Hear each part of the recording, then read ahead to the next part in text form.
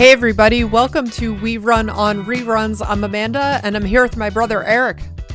How's everybody doing out there? We are here kicking off Season 7, or continuing our kickoff of Season 7 with episodes 3 and 4 of Friends this week, where we are talking about the one with Phoebe's cookies and the one with Rachel's assistant, where we finally get Tag brought into the picture.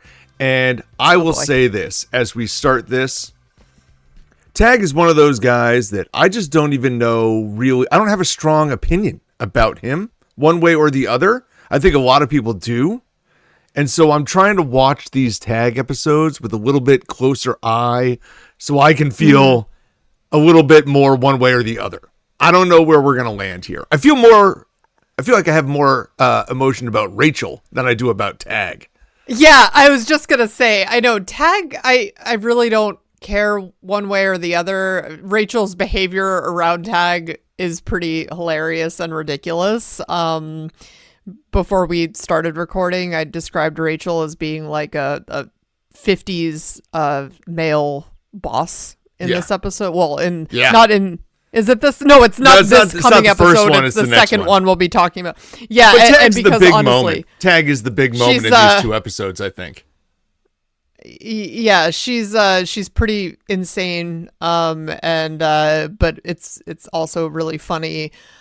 Tag, I think that for me, because really when we talk about all of their relationships, Rachel doesn't really date as many people. Like when we compare her with Ross's relationship streak, there's really no comparison. So I feel like they really also just needed to have Rachel listen. Yeah, dating someone else before they got back together. I've told you before that there was once a time where my wife and I sat down and watched Friends, and I literally kept a spreadsheet of course you the did. Dating profile of all of the different characters, because we weren't sure who dated the most people. Tina was convinced it was landslide. Ross. And I was like, no, it's got to be Joey or somebody like that. Not realizing that Joey's dates are never really on camera. So it was like a quality that they didn't have to be mentioned. We had to see them in the episode in a dating capacity, right? That was the thing. We had to see them and have their name. And the amount of dates that Ross goes on is unmatched compared to everyone else. It's not close.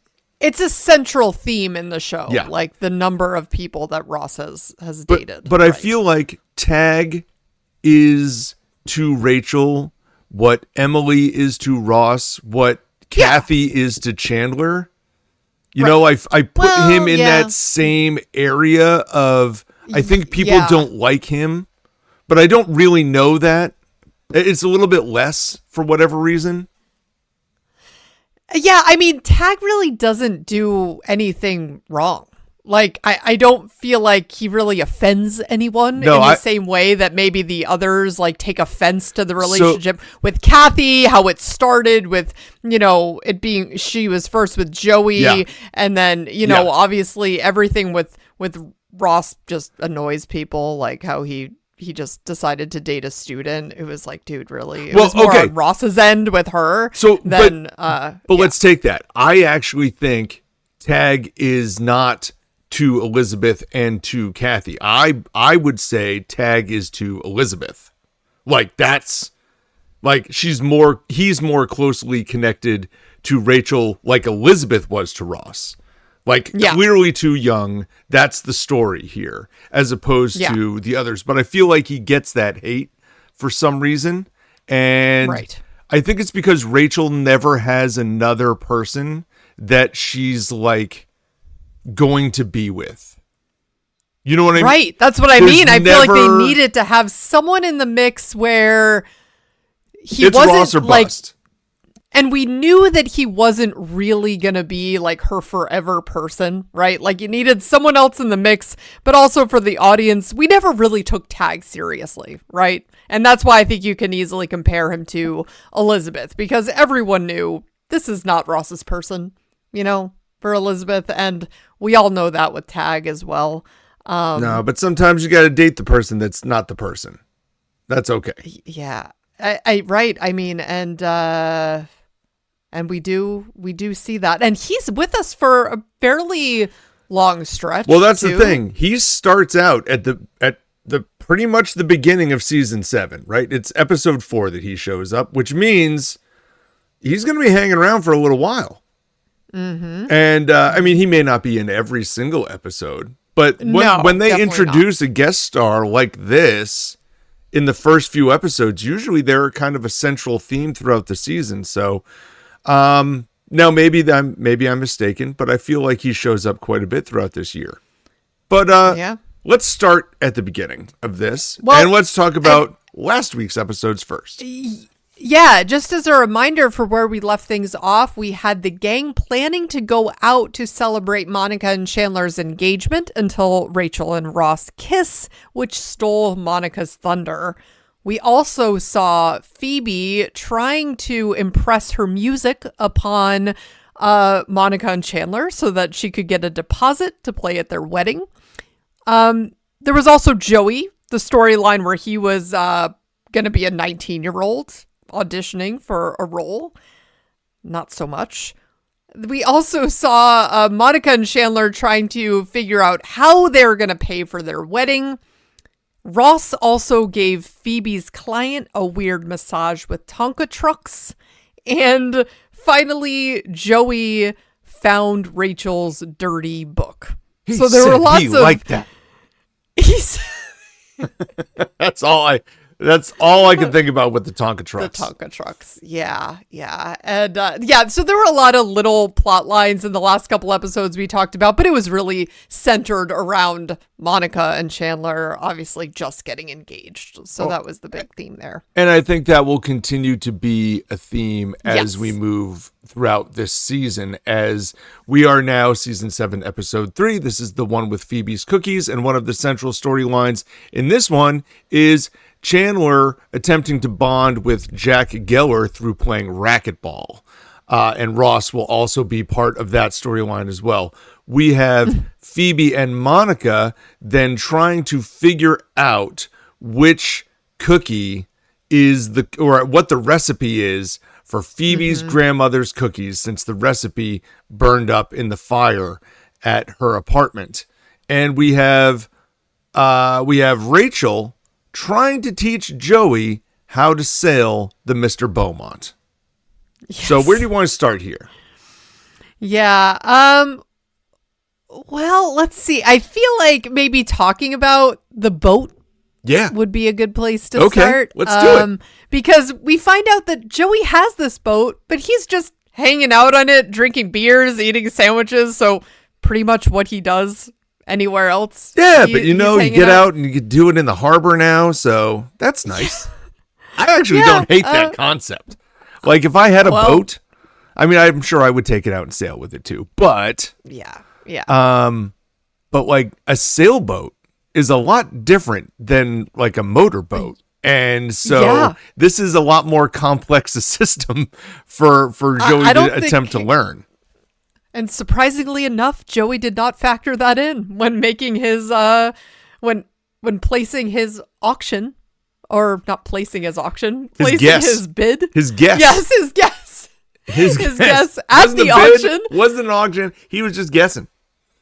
And he not won. knowing how an auction worked. Oh, yeah. Oh, man. So Rachel, because she apparently got a boat when she was a child, because her pony died or pony got sick. Was said. And it and Rachel, wow. Let me just put this out there. I felt like that line where she's like, well, I got a boat. Well, yeah, he was trying to cheer me up because my pony was sick. Like, that section of the text is so on the nose for like how annoying can Rachel be as a spoiled rich girl, that it was almost like the writers saying, yeah, we know that she's supposed to be like the spoiled rich girl, and yet we haven't maybe showcased that in a while, so let's hammer it home right on the bullseye.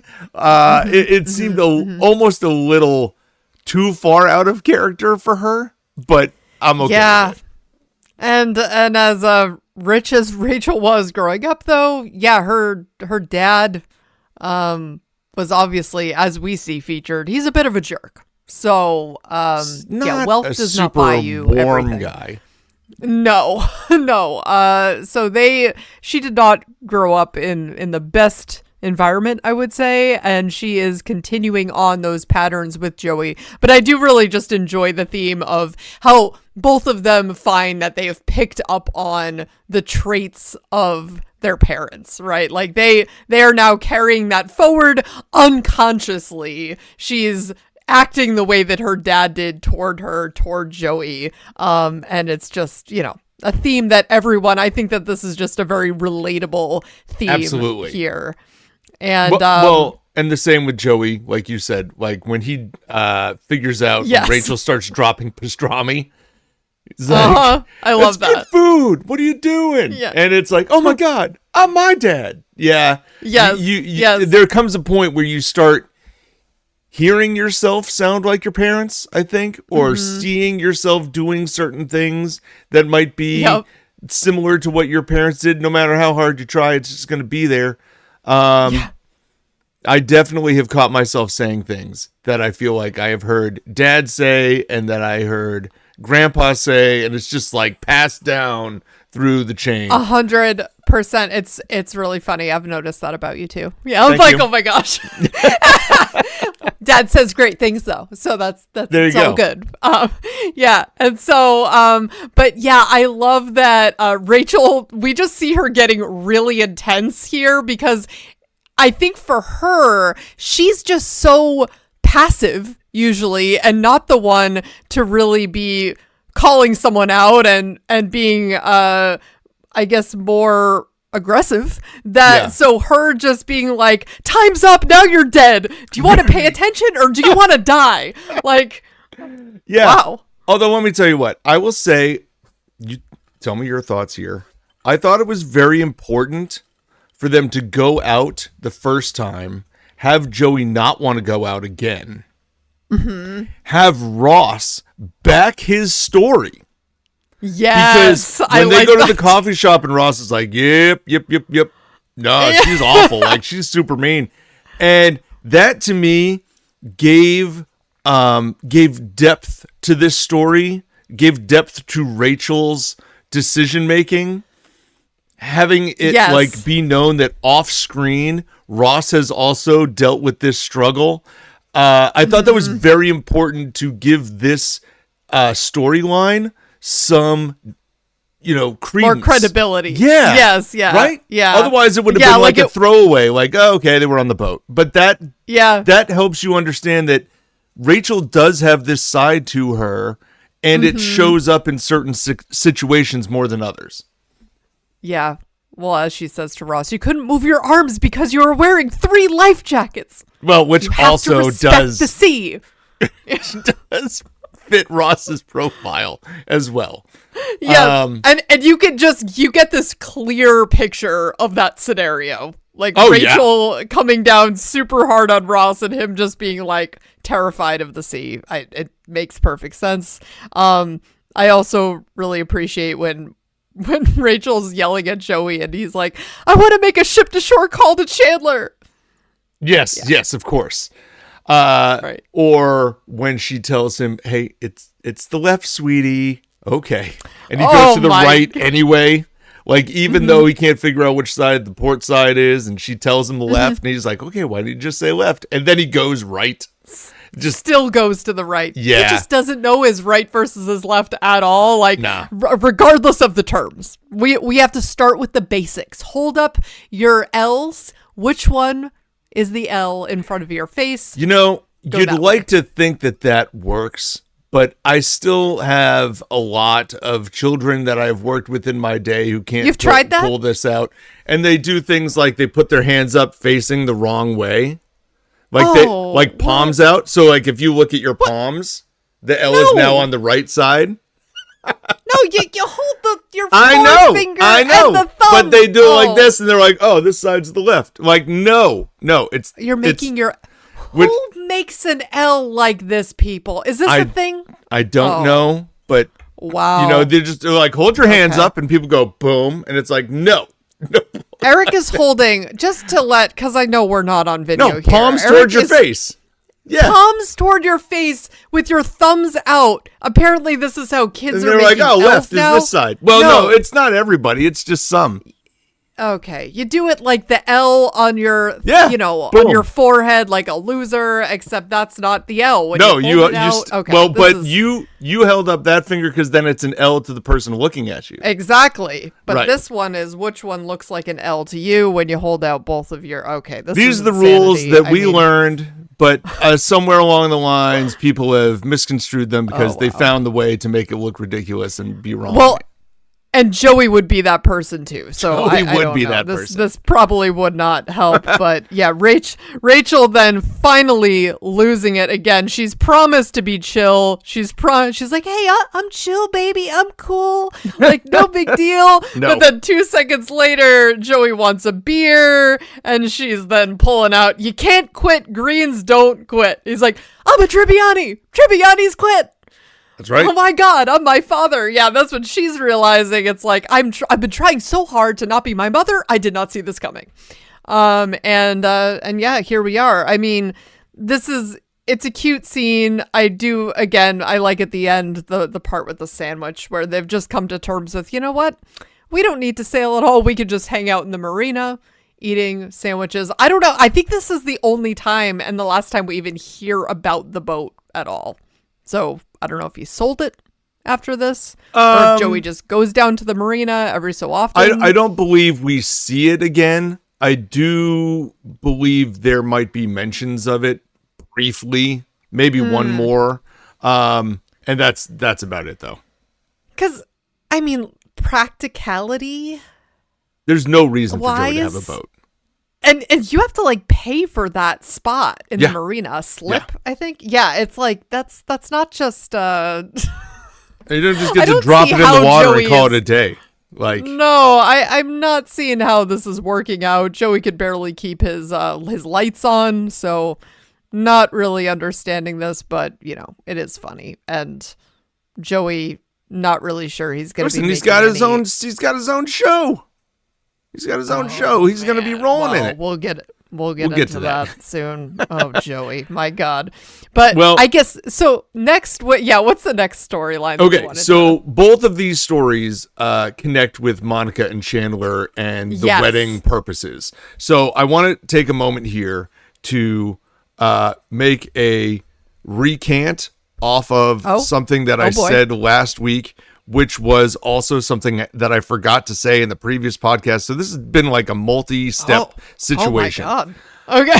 Last week, I mentioned that the wedding ring that they used was Monica's actual engagement ring. And I had forgotten to mention that during the proposal episode. Yeah. Is that not true?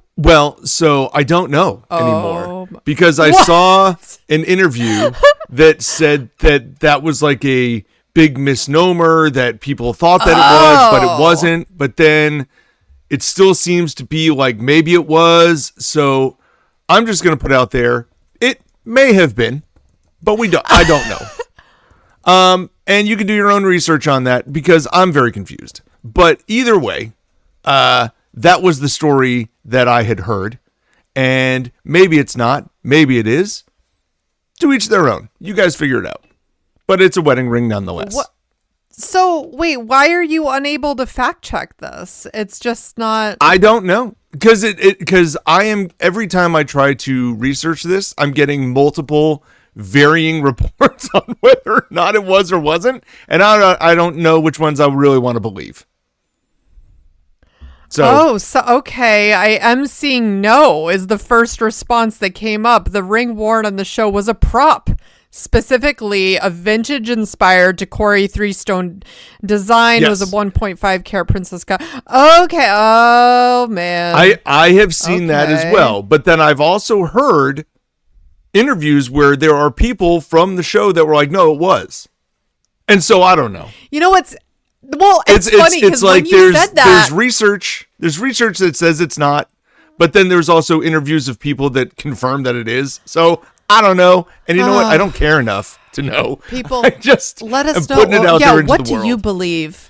we'll all believe in our hearts what we need to believe, okay? You know what, Eric, to me, when you said that, I'm like, that just it made sense in my mind because I'm thinking that was like a really large and like very expensive engagement ring. And so I'm thinking, would Chandler Bing have actually, I mean, I know he does well, but apparently he's doing, that was a lot of money. He got laid enough down for wedding scenario A. Yeah. He's got enough for wedding scenario A. He's doing all right. I mean, but he's also very practical. I don't know. To me, it's like they called out how much he spent on it. I mean, it's hey, $8,000. That's a lot of money for a ring. That is a lot. But that is a lot. I know that people also spend that kind of money just on a dress too. So I was going to say, I think there are people that spend that much or way more than that on a ring also. And I don't live in those circles. Yeah, no, that's. But it is what it is. Yeah. Wow. Okay. I live down here with the normal people. I mean, that is a so lot with that, of money. Let's roll with Chandler here. And Chandler is invited by Jack to go out and play racquetball, which is kind of a big deal because this is now an opportunity for Jack and Chandler, or as he said, Chauncey. Did you correct him? I thought it'd be more fun this way. And that's such a great response because it's not actually Jack inviting Chandler. It's Jack telling Ross to invite Chandler or Chauncey. And so Ross is not going to correct his dad, which is funny because he definitely knows his name. That's what I'm saying. Is this just like a power move at this point where he's just calling him by the wrong name? Because it's like, this guy's now going to marry my daughter because Chauncey has been coming around their house since Ross was in college. So, I mean, this is insane. The fact that he wouldn't know his name is great. So gotta love some Jack Geller. So anyway, I don't know. There's not like a ton to tell about this story other than the idea that Chandler's also now wearing glasses, which was an important plot decision here. Because it's a great opener to the episode when nobody recognizes that he never wore glasses before. And I'm not going to lie to you. I had to look at him too. I'm like, that looks right? Like he's had glasses before? Apparently not. My favorite is Monica, where she's like, oh, honey, of course I knew you wore glasses. He turns around and she's like, what? No. It's like, I had no idea. No idea. But anyway, he goes into then the steam room and his glasses fog up and he can't see anything. And it's hard to see anyway because it's super steamy in there. And he ends up sitting on Jack. Oh, man. Not great. Oh my God, Chandler, I can't believe it. You gave my father a lap dance. Yeah, that's not a great move. And of course, Ross confirms that he's going to tell this story forever. Like, yes. So there's then a re-invitation to go back out, and they go, instead of the steam room, they go to like this hot tub swimming pool area. And of course, everyone's got bathing suits on, except Chandler has interpreted that you don't wear a bathing suit there. Why? For whatever reason. Chandler. And he just doubles down on looking ridiculous in front of his father-in-law, future father-in-law, which I have to say, the early moments, I don't care how long Chandler has been around Jack and Judy. Now that he's becoming like son-in-law, he wants to impress so badly. And these are brutal mistakes. This is awful. I can't even imagine being the person that is in that spot. Like that's hard to do. I certainly remember very adamantly wanting to impress all of my so my wife's parents are divorced and both remarried, so I had like two father-in-laws and two mother-in-laws to impress, and that took a while, not to mention sister-in-law and her husband. So there's a lot that in the early days you want to make sure that you're doing right so that you are like welcomed in. And I mean, if you're a good person, just be yourself. That is the idea. Just unlike Jack here, who's telling Chandler that he told his in-laws he's a lawyer. So if you ever see me giving them legal advice, just nod along. Because apparently he has never told them. Because, I mean, what? Jack's father-in-law? What is he, like 100? I mean... No. But how old is Jack supposed to be here? I guess 60. Okay. Yeah, okay. He's like in his 80s. If Chandler is 30 and Jack is, let's say... like, mid 50s, 60. 50s even. to 60. His parents could still be in their 80s 80, to 90. yeah. Which is reasonable, which I would say is the traditional age gaps. Let's leave it at that. I don't want to say typical because things have flexed a lot. Yes, but I would call it traditional. It's hilarious to me, though, that he has been holding up this secret that he is a lawyer for all these years. Amazing. My other favorite part in this bit is just the fact that, when Ross is saying, oh, Dad's going to be telling this story forever, and Monica's trying to reassure him, like, no big deal. 2 seconds later, her phone rings, and she's like, Dad, I'll have to call you back later. Trying to cover up that it's him because he's already calling to tell Monica the story. Yeah. Oh, yeah. That's good stuff. Good stuff. But the fact that Chandler just hasn't even been socialized enough to know that you do wear a bathing suit in a hot tub, it's a little weird. Well, I assume that they didn't in the steam room for whatever reason. I guess not. I've never been in a scenario. In any public steam rooms where I'm not wearing clothes. So, yes, same. Yeah. I would, I was in a sauna, if I was in a steam room, if I'm in I feel like I'm wearing a bathing suit in all of these locations. Yeah. I haven't done the, maybe but not. I've been in saunas, but always had clothes on. So I don't know. Not full, bathing suit. Not like my extent to these places is like sweatsuit. Ski resorts that I was at when I was younger. Like I don't go to places and typically find saunas currently. I haven't in a while, but I do love a good sauna. Oh, that would be. It's not a bad time.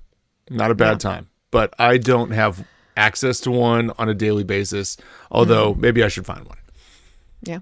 Hey, so we also have Phoebe with the cookies. Yes. Mm-hmm. Well, this is a fun story. Because this is the wedding gift that Monica has asked for. That's right. She has asked for the recipe so she can be the mom that makes the best chocolate chip cookies, which is well established that Phoebe makes the best chocolate chip cookies from earlier on when she was trying to prove to Rachel that she doesn't lie. Mm-hmm. When she goes home to get the recipe is not there. It is burned up in the fire. And so she does have one cookie left. And they attempt to recreate it based on she's trying to reverse taste. Engineer it. Yep. Yeah. Of course, as she's trying to do this, Joey comes home and is like, oh, you could at least save me some cookies, and eats the cookie after they've each had maybe a taste of it. The tiniest morsel left. He just snags it right off the table. Yeah. And so then Monica is left to attempt to just blindly recreate these cookies and makes many batches, including up to we get number 17, I believe, is the last number we know of. So she's made at least 17 batches. Batch 16 was not Ross's favorite. Batch 16 people, get out of the way. Let me ask you this, and this is what stood out to me during this entire sequence.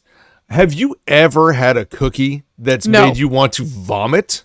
No, I've made a lot of cookies. I love baking myself. And I've never once made a cookie that someone has said to me, I'm going to puke. And Monica is a chef. So I feel like any cookies that she makes, there should be a variety of ways that you can make a chocolate chip cookie. None of them, like, is she putting soap in it? What's happening? Well, what is happening? I mean, the only thing I could think of is some people really are cinnamon adverse. So, like, did she put cinnamon and Ross hates cinnamon? That is literally the only thing that I could come up with. What is she putting in this cookie that's making it so gross? I don't know if there are any ingredients that would be typical for a chocolate chip cookie that you could put together that would make me want to throw up. No, I just don't know that exists. Butter, sugar, chocolate, vanilla, flour, like these are all good things. Eggs, like you really. And then you're gonna throw, but you wrong. might throw in like nutmeg or cinnamon or like whatever. You know, all these little different add-ons to make them the best ones ever. But none of them are gonna like putting barbecue sauce in there. But I'd still not throw up from that. You know what I mean? Wow, like that does sound pretty rancid. But yeah, I'm not saying it sounds good, but I don't know that I'm running to the bathroom. Right. Yeah. Yeah. Apparently, Ross has a very delicate constitution. Maybe that's so. But I just love how Phoebe is, she's like, it would make my grandmother really happy to know we're trying to make her recipe. She must be smiling, looking up at us right now. And Ross is like, looking up. Oh, yeah, she was really nice to me, but she's in hell for sure. And then it becomes well established when this great secret recipe of Phoebe's grandmother, which came from, was it the town or the person, her grandmother, Nestle Tolauza. Nestle Toll House. I just spent 2 days trying to figure out my recipe and my recipe was in the cupboard the whole time. Wow. Yep. Yeah, you did. Yeah. It's stuff like this, which is why you're burning in hell. Which is a great end to this story. Like, that is the punch on the end of it right there. You've already established the grandmother is in hell according to Phoebe. And here we go. God. Like the final lie revealed. The secret recipe, not so much. We also had Ross earlier coming to the realization that he never received any engagement gifts. He's been engaged twice, so he feels that he is owed 2 gifts. It's like, wow. Yes, and Rachel also jumped in on this, to which I was like, listen, you two, Rachel, you have no claims on this. There was no engagement. You guys just got married. Engaged. No. That's right. Sorry, Rachel, get out. Rachel, stop. Ross, the fact that none of them would have bought a wedding gift for Ross when he was engaged to Carol makes no sense. Yeah, that is very weird. Right. That's a good point. Emily? Although, fine, maybe. Listen, I don't know. As someone who did things very informally and casually myself, like I wasn't, I didn't do any registry. You do that currently. No, that's what I'm saying. Just in my own marriage, though, it's like not have any like anything formal, any like registries. It just isn't my thing, and so. But I wouldn't retroactively then be like, hey, like to this list of people, where are my gifts? Like maybe I should do that. I don't know. I would say that you do things informally with all topics of conversation with all currently. Things. Yeah, okay, that's fair too. Yeah, that's fair. Yeah, so that just followed suit, right? But there you go. So you would agree to this. You're not going to go around like, hey, where are my engagement presents? No, that's very weird. Yeah, so I find that extremely awkward and upsetting just to even hear other people talking about it. I'm like, oh my God, I'm cringing over here. This is not good. It's not good. It's not good. Not a good look. No. But I was kind of thrown by Rachel also asking for that, like being like, yeah, they should have got us something. And Ross is like, thank you. Ross has a claim if he wanted to make one. And I think it is not about Emily. It is about his marriage with Carol when he was the only one married. Nobody else is married yet. They're younger. Like, it feels like an opportunity that they would have all gotten him gifts. Absolutely. You're not going to go back and ask for them later. That's silly. No, but that is a very Ross move. So I appreciate that. It is. He would do that. He might have, and he is. But Rachel gets no claims. Although, because when she was engaged officially to, what's his face? I forgot his name already. The dentist. Barry. Barry. Oh my God, that took a second. I was like, Barney? Yeah. It's not Barney. It's no, but it is a B. Barry. When she was engaged to Barry, she wasn't friends with any of these people anymore. So sorry, they don't know you anything. No, definitely not. So with that, is there anything else that we want to talk about with this episode, with the Nestlé Tolauzas of it all, or do we want to just move on to the next episode? I think that's all I had for that one. Let's go on to the one with Rachel's assistant. Okay.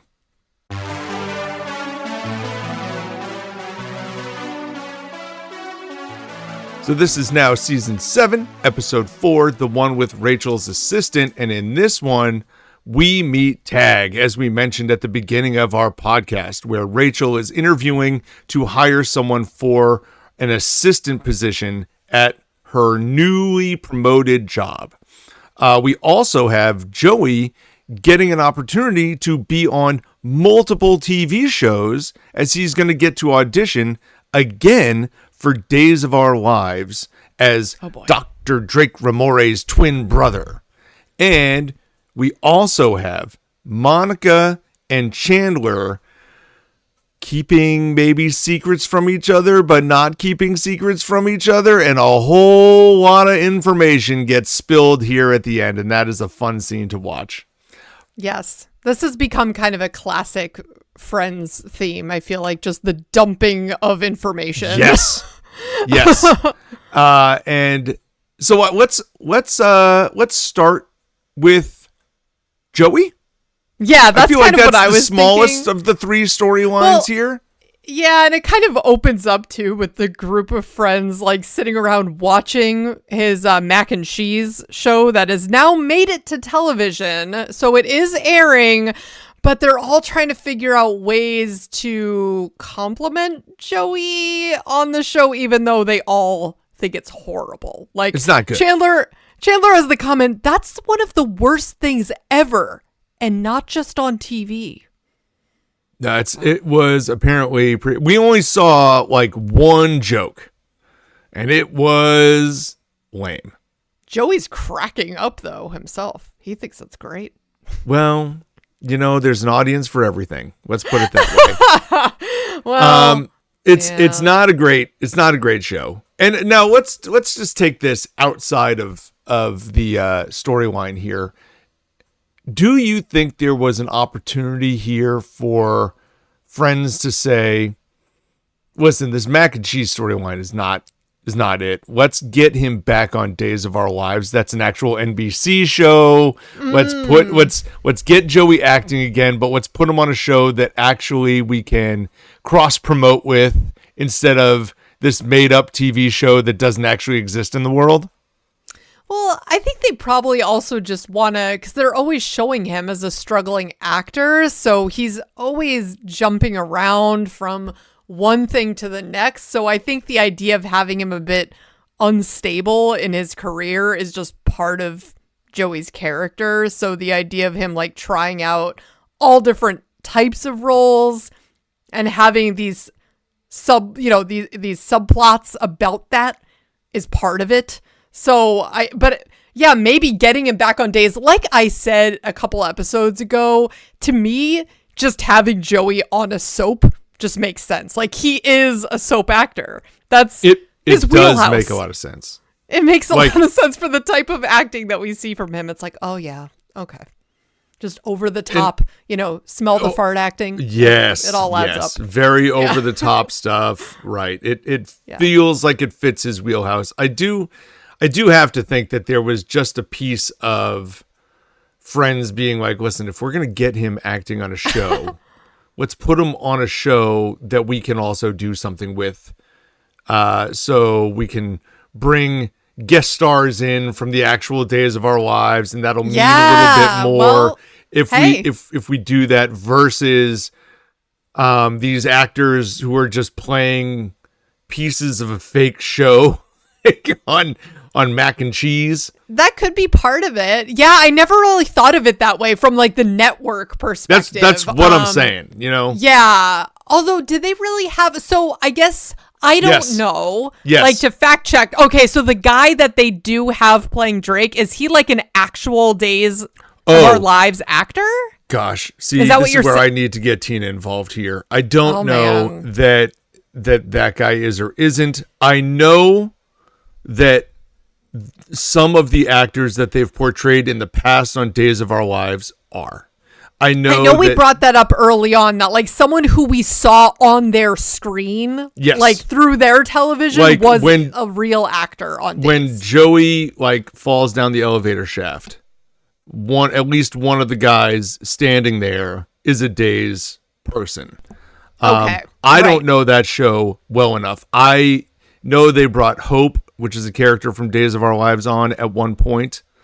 I don't I've know never the been a rest of big- them. Yeah, and I don't Tina know. used to watch it all the time, and Yeah. so I know the core characters, but this is like characters from the 90s, which I definitely don't know enough about. Right. So I will leave it at this. Some of the time, they are definitely the actors from Days of Our Lives that are being portrayed. Not all the time. Like, they definitely do a sequence here where Joey like gets a brain replacement, and he comes Ross's in with reaction to that. right when he comes in, and he's acting though with Susan Sarandon. Oh yeah, I love that. Remember, yeah, but she's not a soap on actor. Days. Yeah. No. No. But then when he goes in later and is dealing with, I think, her children, Oh, okay. Yes. those are Days people. Oh, So okay. if I fair. remember that correctly, I'll have to look at it again when we get there. I'm not going to watch ahead until then. But Yeah. there are people that are, and then there are people that aren't, and it's just kind of a fluid scenario. So I just appreciated, Eric, how Ross felt like he was left with the compliment, because they're all like fighting over like, well, what are we going to say to Joey after watching the mac and cheese episode, so they don't make him feel bad. And he's like, well, that leaves me with, we were watching you in there and you're sitting right here.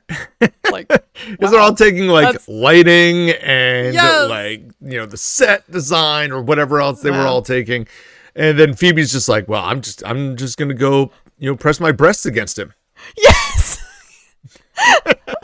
And we see that's a recurring theme in this episode. And so she does. And Joey's like, wasn't that good?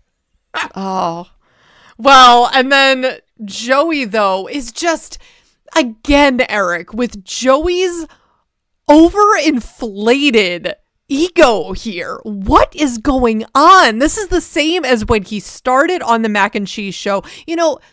Part of me makes me feel like they might be doing him a disservice by lying to him about how this episode is playing out, because he is rolling in thinking, I don't even need to audition to this, to the Days show. And he thinks that things are wonderful on mac and cheese. So he thinks he has 2 jobs now and everything is wonderful. And I'm like, friends, are you really helping him out here? Like, wouldn't you almost be doing him a favor by saying, hey, like, great job scoring this job, but I don't know if this really has longevity to it. And yeah, like, auditioning for the role on Days is just what you do, and you probably want to put some work into it and actual effort. I don't know. So Just my 2 cents on that. you would think that after Joey learned that if he says that he writes his own lines, Oh, that's what I'm saying. and they killed him off immediately from Days of Our Lives, that You learn nothing he from would that. learn not to like look a gift horse in the mouth, right? That he would try to adjust his behavior. But he has done this now a number of times where Yeah. as soon as he gets like a sniff of success, he is the biggest deal. And we also see that in the like multiverse storyline where he goes Yes. off and he has Chandler as his assistant and he is just walking around like the king of all kings, right? it's just one of those things that I think is part of Joey, the same way that we saw Rachel snapping on the boat. It's part of Joey's personality. I don't think it is necessarily inflamed or pushed by his friends as much as it is just he doesn't know how to just be.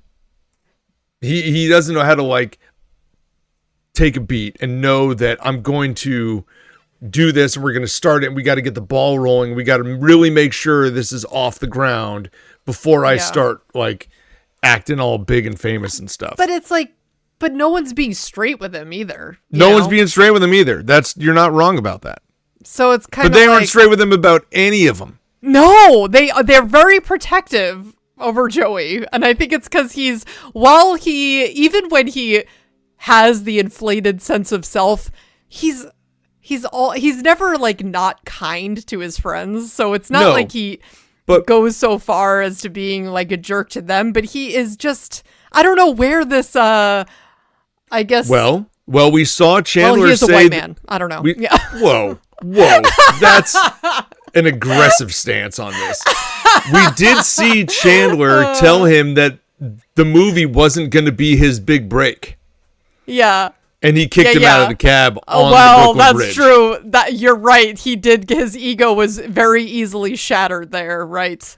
That was like detrimental, I know, to their friendship. So I guess, hey, I mean, Eric, I had a moment though with this plot line where I'm thinking, wait, he's being brought back on days as he's trying to be brought back on days as Stryker, Dr. Drake's evil twin. And I was like, wait, did they predict this plot line in the earlier episode with Joey's stalker where they like played out the evil twin, although they called him Hans? They did. And right? And because I had a moment where I'm thinking, wait, was that Stryker then? Oh no, it was Hans. No, it wasn't. Yeah. I don't think so. And this is why, like, I don't think this Days of Our Lives, like, reunion was necessarily in the cards the whole way through. You know what I mean? No, I don't think so. Years ago they thought that this would be where they end up.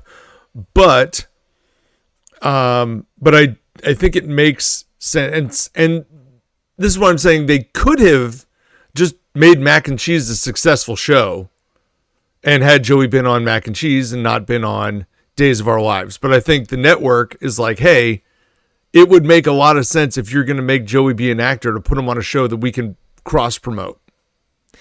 Yeah. And I just, again, for me, I think it's also, we need to just see Joey like fail over and over again. Well, like, but don't forget, part of his character. Friends at this juncture, season 7, is a powerhouse.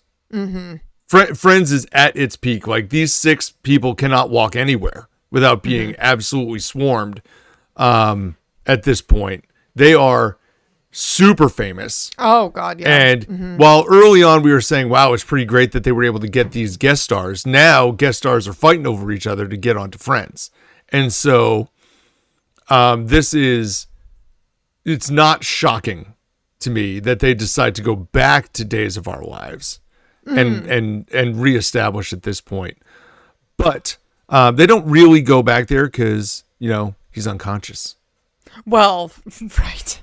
Yeah, but Joey again within the audition saying like, "Hey, the idea I don't that need he to can't do this. audition." Yeah. Oh, That's I not have good. my own It's not TV good. series with a robot. I was Dr. Drake Ramore. Like, he just thinks he's a shoo-in, and this guy's like, "Listen, Joey, like, you have to audition."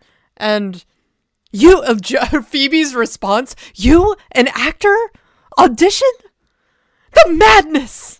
Like, I mean, that's just the perfect answer right there. Like, it doesn't matter how big you are, okay? You're going to audition. I mean, I've never auditioned for anything outside of a high school play, but I can't imagine that there are, unless you are a certain level where they have written a movie for you. Absolutely. Or it's a sequel to something that you've already been a part of. Most people are going to be auditioning for all roles. There are definitely a number of actors, 100%, that just like, they just are asked to be in a role, right? Like that they're basically told, hey, we wrote this for you. Please be in our movie type thing. But those are few and far between. Yeah, that's not Joey Tribbiani, people. It's certainly not the starting point, right? Joey. Like it's you don't get back onto a show like Days of Our Lives by not auditioning when they've already had an issue with you before, by the way. Yes, this is very strange. But listen, I also do get why he would think that it would automatically be given to him because of the whole, twin concept. It's a twin concept, and also not only that, but maybe they're looking at him saying, hey, he's got his own show, like, let's bring him back in. Like, I can see why Joey would consider that. Mm-hmm. But when you are asked to audition, just audition.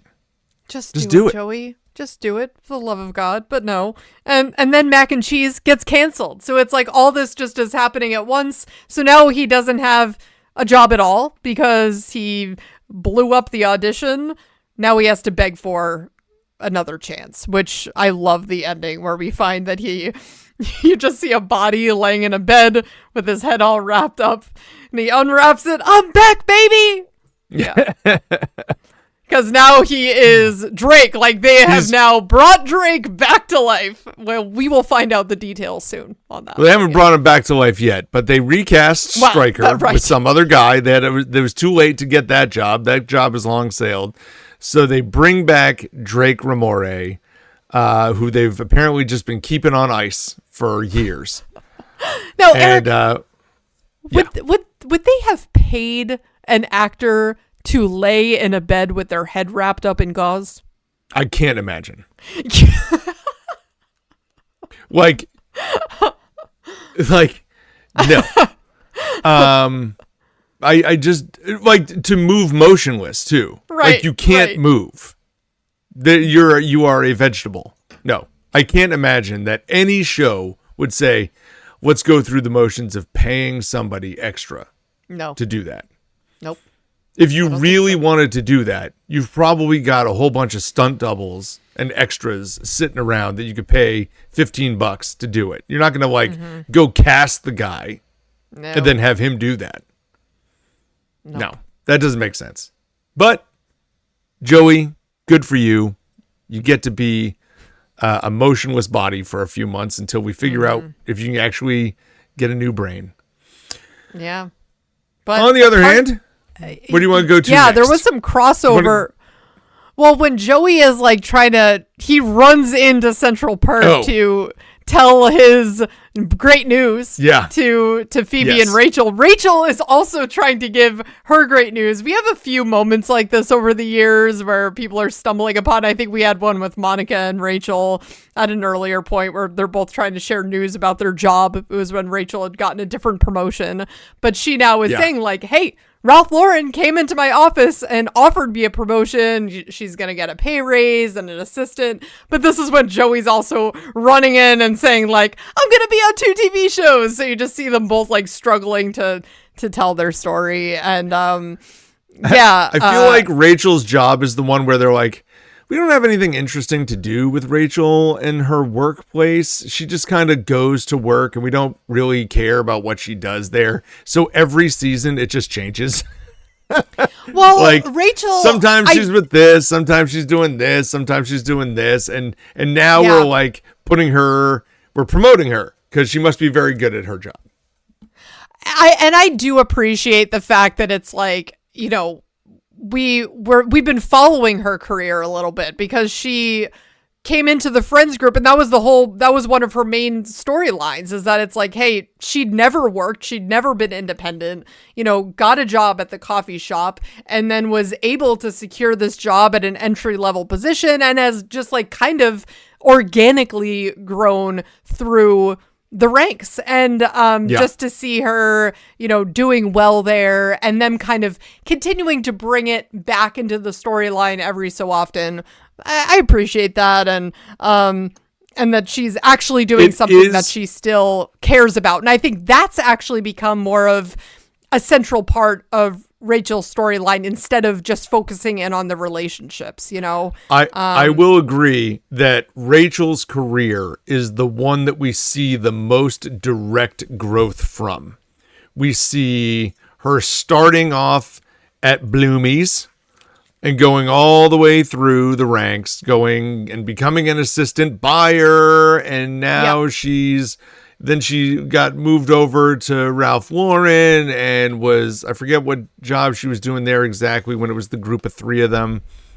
And then she's now doing whatever it is she's doing. I forget what this job title is called, but she's gotten her promotion at Ralph Lauren where she gets to hire her own assistant. She's like managing another department on top of the one that she was already. So she's getting more work, more money, and a new assistant, and she's all excited about that. But my goodness, similar to Joey, Rachel, like immediately when she's interviewing this woman is just like, I don't know, her whole persona changes, but she does just come clean and say, I've never done this before. How was I? And I'm like, oh God, Rachel, you don't say that in an interview. Like, although you certainly don't. Yeah, although I have had a maid, and she's like, no, honey, that's not the same at all. She's like, I know that. If I was Hilda, I would have been running for the hills. Like, I wholeheartedly agree. If I was Hilda, I mean, the job market's got to be pretty bad to be told, like, I've never had an assistant before, but I did have a maid when I was growing up, but I know that this is different. I'm like, you know what? Yeah. I'm good. Yeah, I think I'm all set. But then in walks Tag, to which he obviously needs his own personal photo shoot, for HR. Oh my gosh. If the roles were reversed in this. Thank you.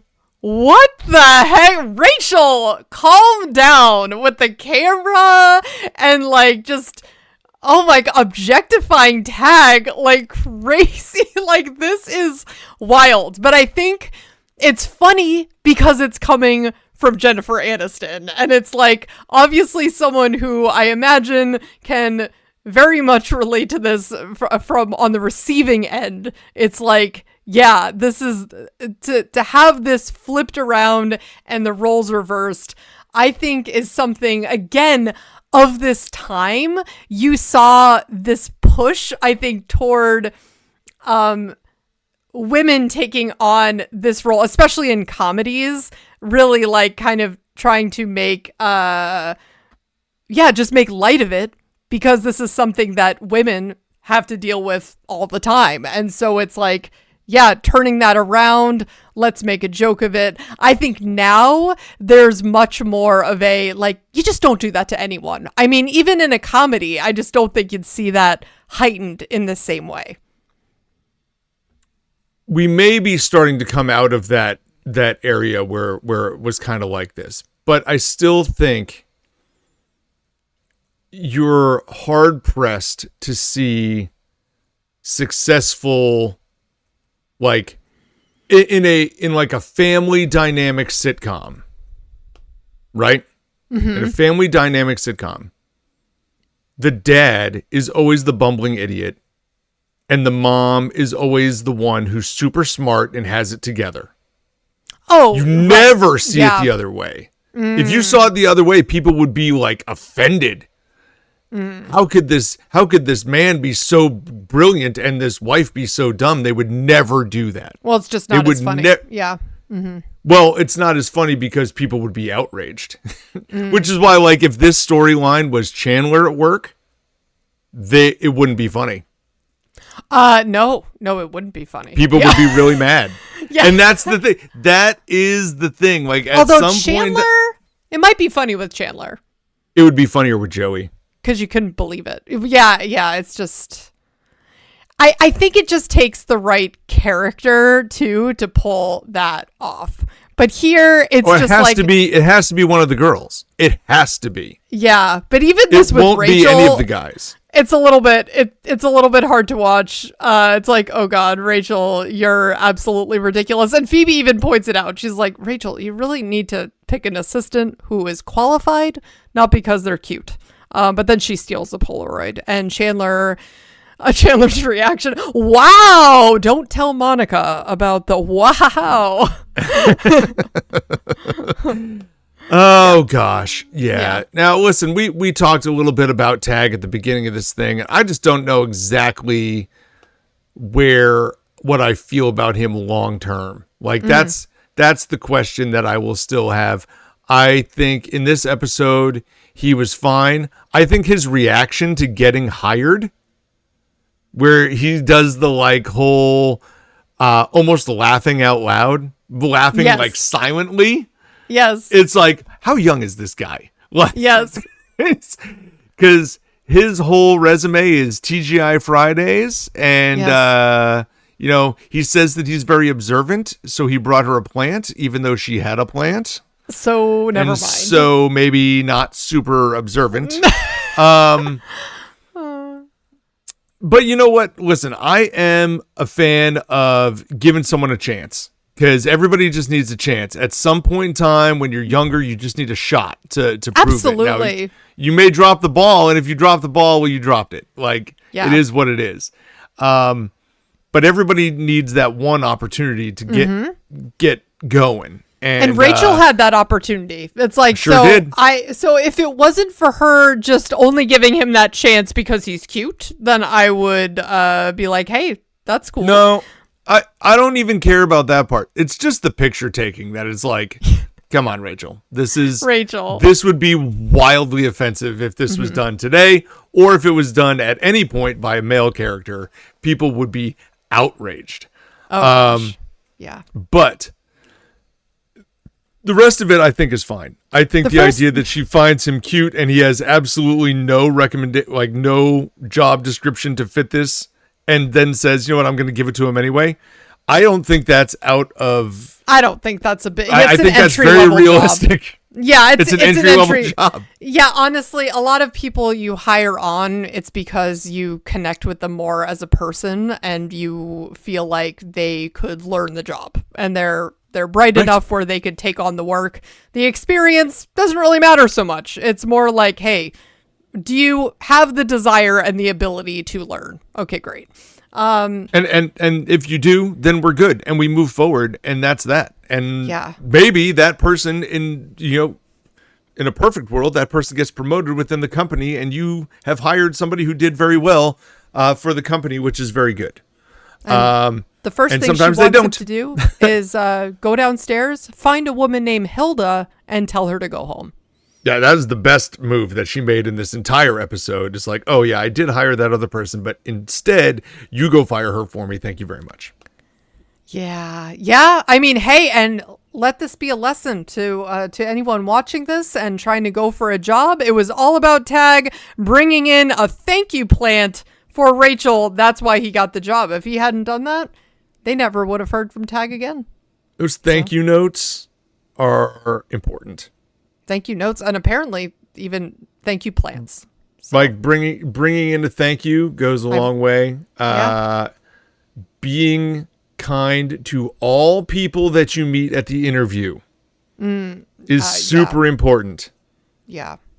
Yep.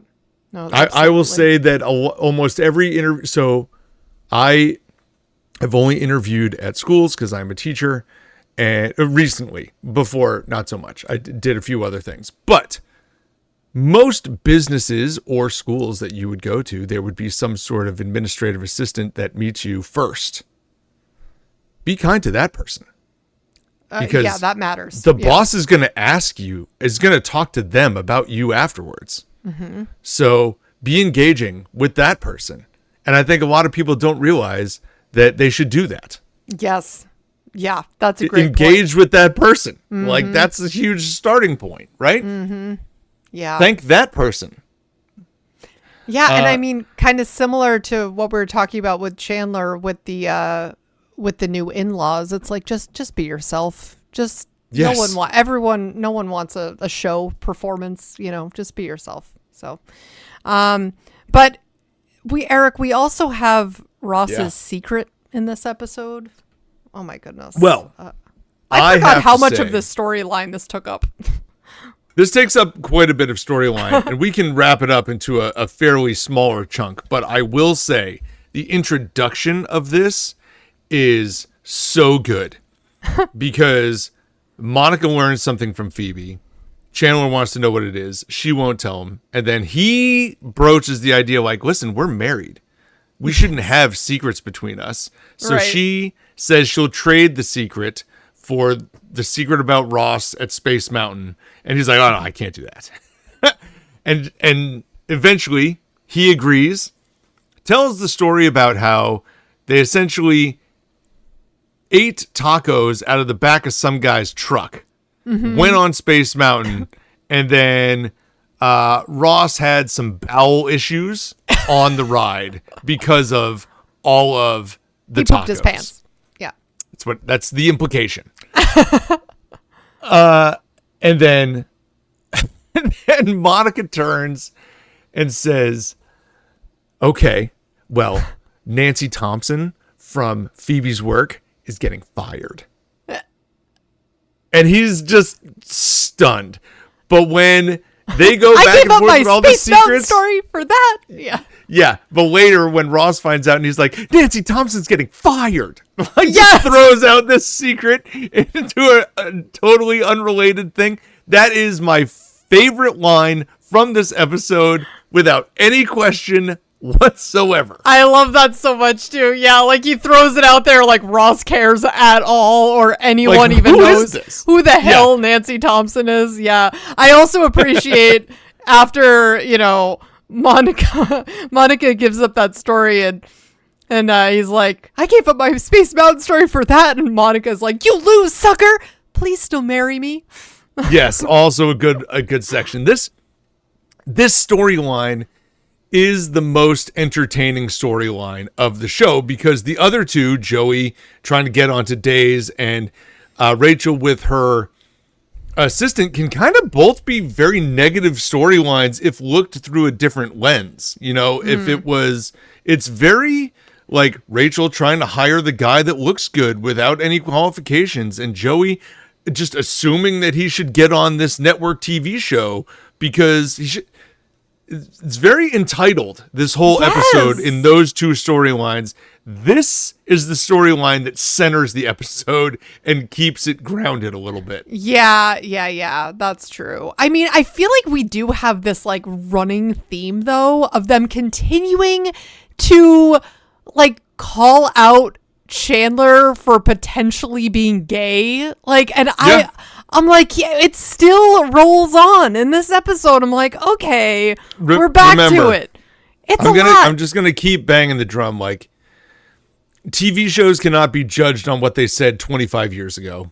No, it's ago. Just, like they just it's can't. Like, but no, it's not that. It's just like, all right. It's more like how many times is the joke even funny, even out of like, a cultural context or the context of the time. It's like, okay, so we get it. I'll say it this: was dark. making one of those jokes per episode is still gonna hit at that point in time. It was still funny enough. Like that was part of his character. The way that Monica was obsessive compulsive, and Rachel was kind of spoiled, and Phoebe is ditzy. Like these things happen kind of feminine. That Chandler has a quality. Chandler has a quality, which is well established from early on. Yeah. So here we are. Yeah. I'm glad. I thought you guys were going to be vague about it. Yeah. Exactly. Yeah. Well, if you don't know something, you shouldn't just guess. So anyway, we get into the apartment. Ross comes over, and of course Monica is making tacos for dinner, and she just has had a hankering for tacos ever since Chandler told her the story. And he's of course questioning. It's like, did you understand the story? Like, do you understand what happened? And that gave you a nevertheless nevertheless Ross shows up, and Monica tries to pawn them off as corned beef smileys.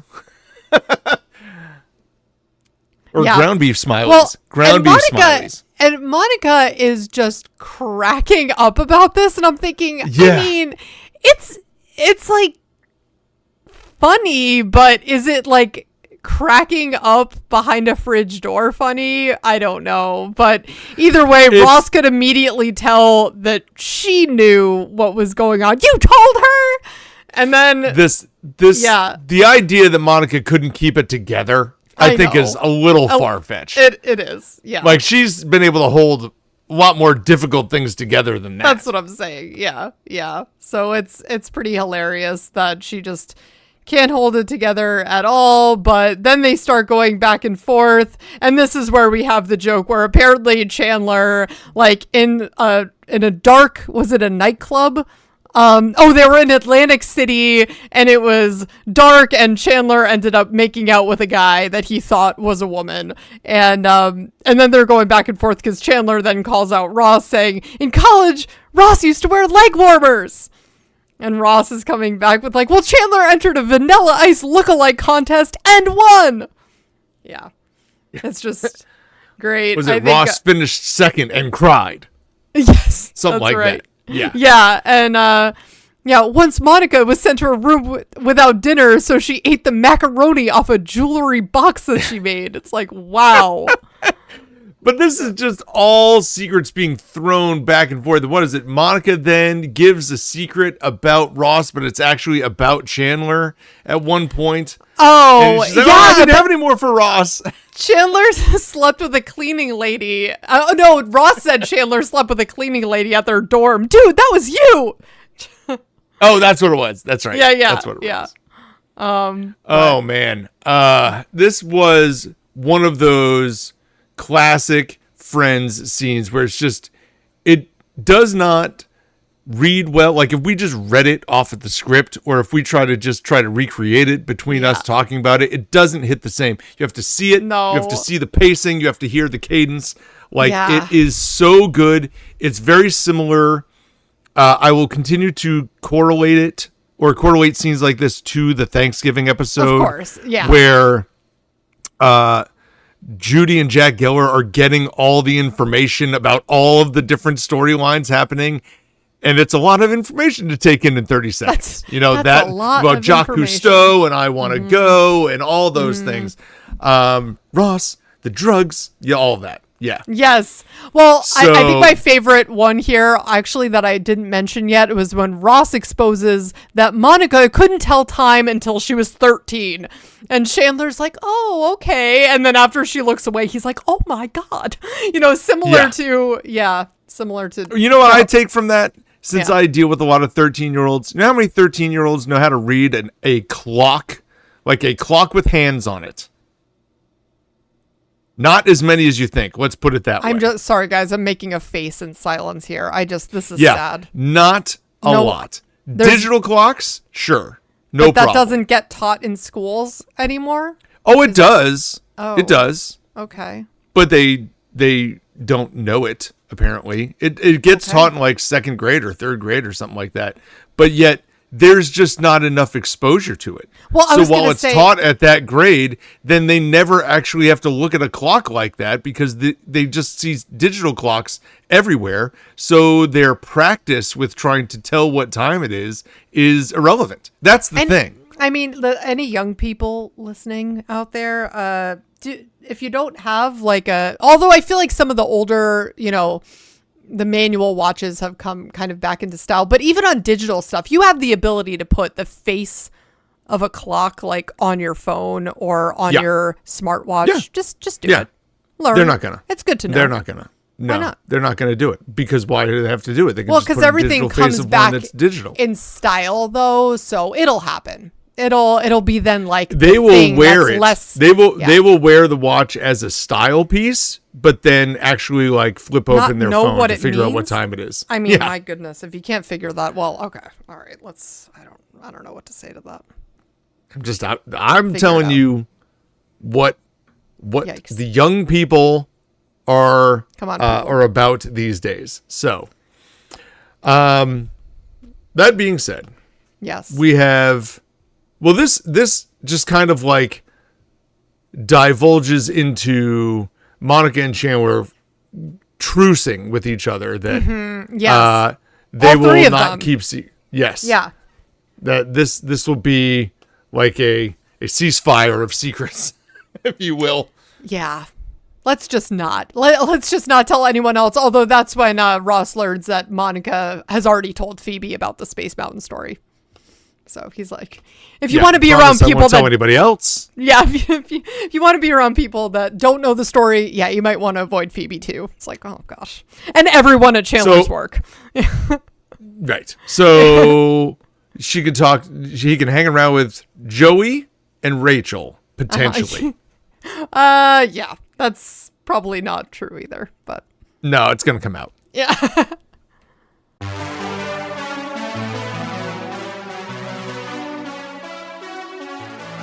Well, now we're going to jump into our IMDb segments rating of this podcast, where we talk about our ratings versus your ratings as we find them on IMDb. Not to mention, we will talk about our favorite and least favorite characters of this episode.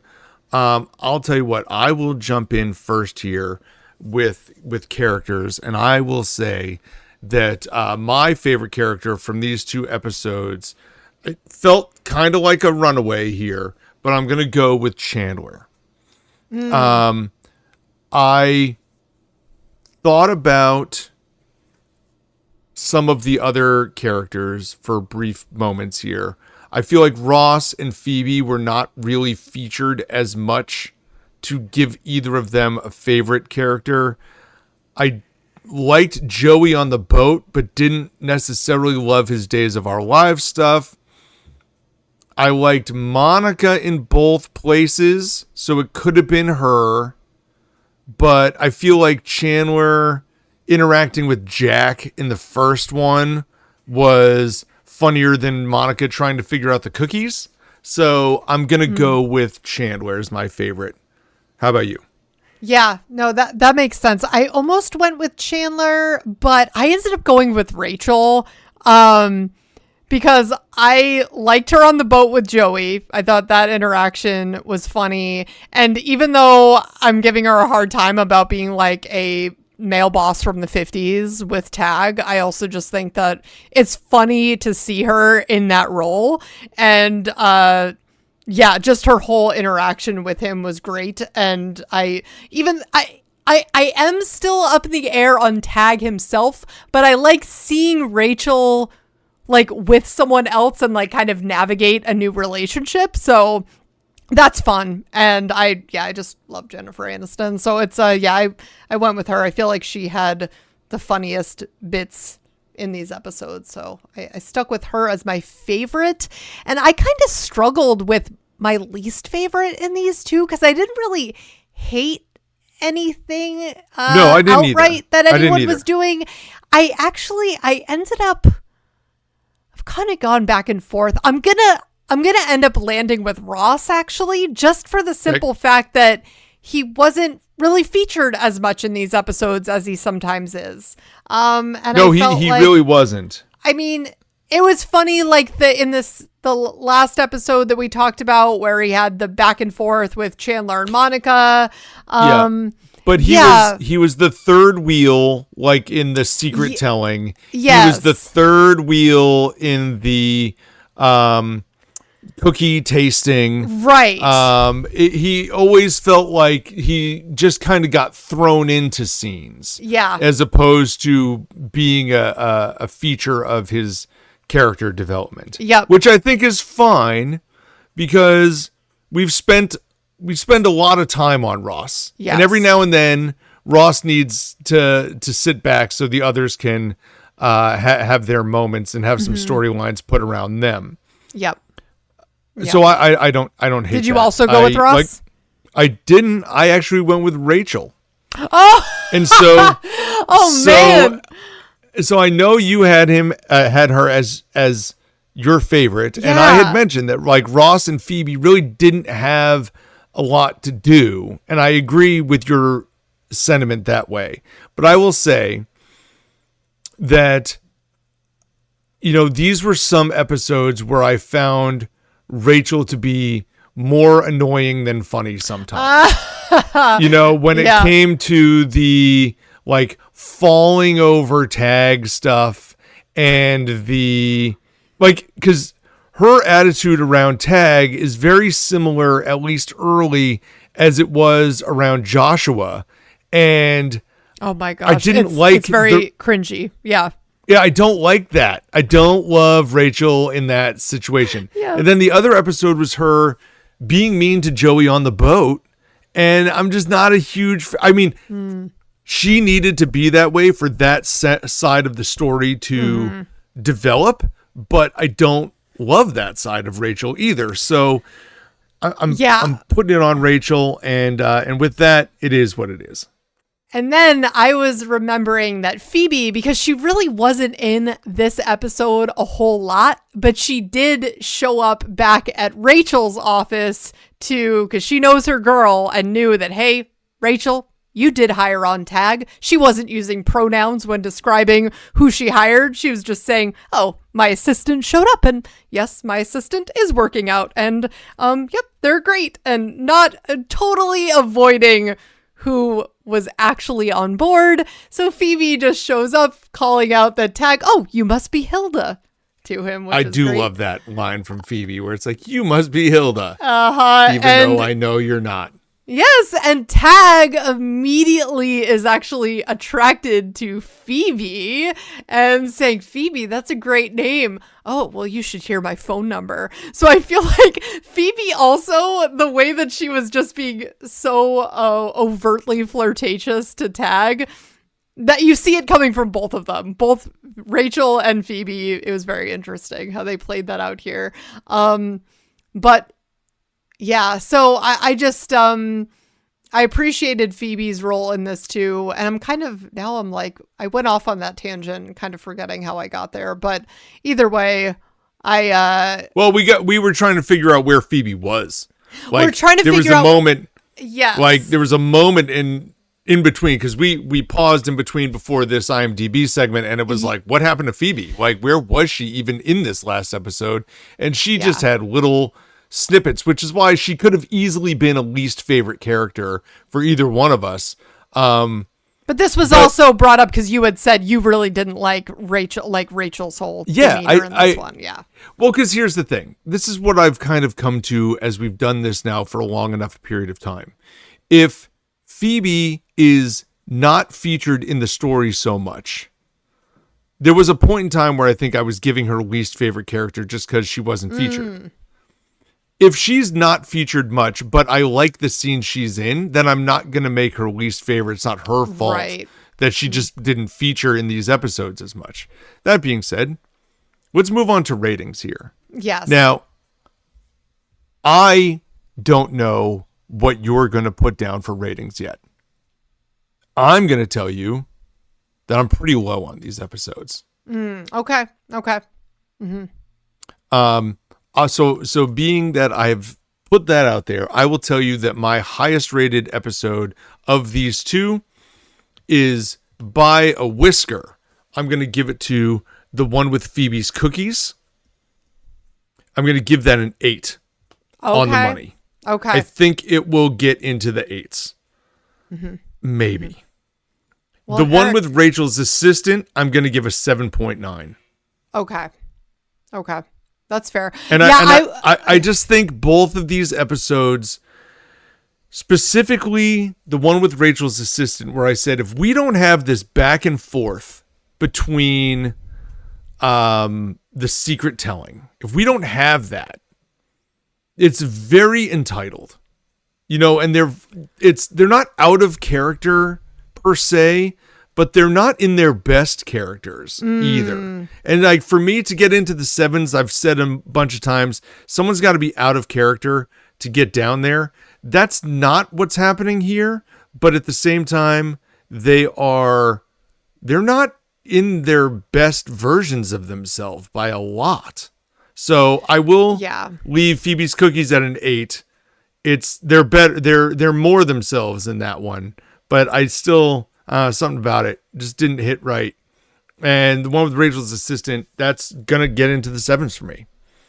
Yeah, these aren't my favorite either, but I did like them a little bit more than you. I like them so I also preferred the one with Phoebe's cookies as well, just as you did.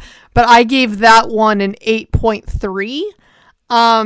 Because I don't know, I always quote the Nestle Tollhauser. Like I do say that a lot. And I do say that a lot. I feel like the Joey and Rachel on the boat thing is kind of a classic moment between the two of them. I also just like just the two of them when it's just them together. And I think it's funny, just that whole trope about, you know, becoming your parents, like, without realizing it. I appreciate that. I also do like the little bit between Chandler and his soon-to-be father-in-law, because you really don't see just the two of them without anyone else really ever. And it's so awkward and ridiculous. And I love Jack Geller, and I love the random story that we learn that he's secretly a lawyer to his in-laws. I just found that really funny. Yeah. So, I mean, yeah. I will defend my 8 a little bit here just by saying 8 is still a good score. So I mean, it's a good score. 8 out of 10. But listen, I don't get down in this range very often. True. So I feel like all of those storylines together, the cookies, the Jack Geller, and the boat, like, they're all independently things that I feel like could have been the third storyline in a better episode. Sure. You know what I mean? Yeah, I totally. All of them felt like, okay, this could have been the story I didn't care as much about. But in fact, we had 3 of them. And so it's like, okay. I could see a world where this is probably just a solid 8. Like, I think that could be the average. We'll see. But I also, so the one with Rachel's assistant, that one I gave an 8.1 to. Okay. But I could also see where that one could land in the 7s potentially. Like, I think your numbers could be spot on.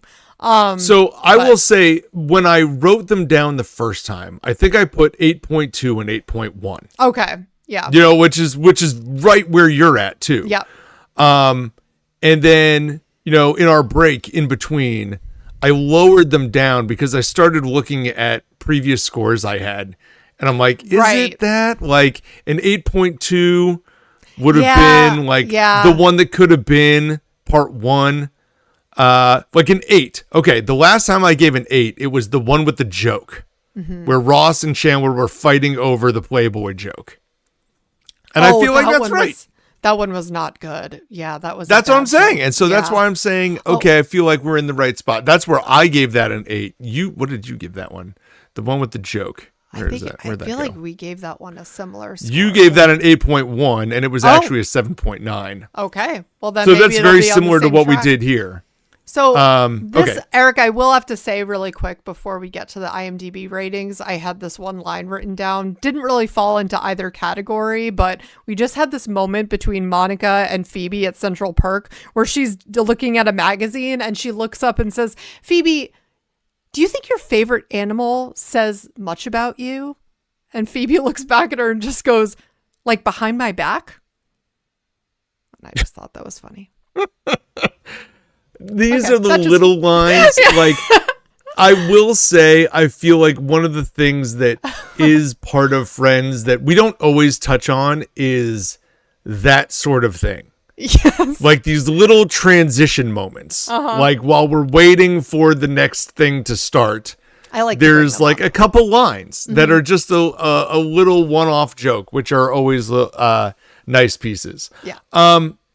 Okay, well, I can't tell you which one is better. Both shows got the exact same rating. We don't have that very often. So they are tied, and they are both a 7.9. Oh, wow. Okay. All right. I think we're pretty on point here, where, you know, these were lower rated episodes. Yeah. I still think there were super quotable moments. Like you said, Nestle Tolosa, right? Or Nancy Thompson's getting fired. Like, these are things that I would say regularly. There are such great points. But on the whole, they're definitely on the lower end. Yeah. No, that makes sense. As as I was reading off my ratings and justifying them, I'm like, yeah, I could definitely see where these could be in the high sevens. That adds up to me.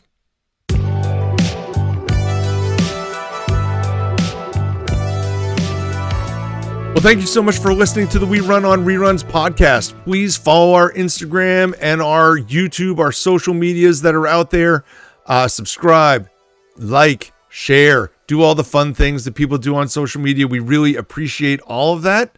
Again, you can check out our full episodes on our own website, werunonreruns.com, or you can find them on Spotify, Apple Podcasts, or your other favorite podcast players. Please leave us a comment. Like Claire did a little while ago, please put 5 stars on those ratings. We really appreciate it. It goes a long way to help support us. For Amanda, this is Eric. Enjoy watching episodes 5 and 6 of season 7 of Friends, which is the one with the engagement picture, and the one with the nap partners. Oh, man. For next week. Happy rerunning, everybody. See you later, guys.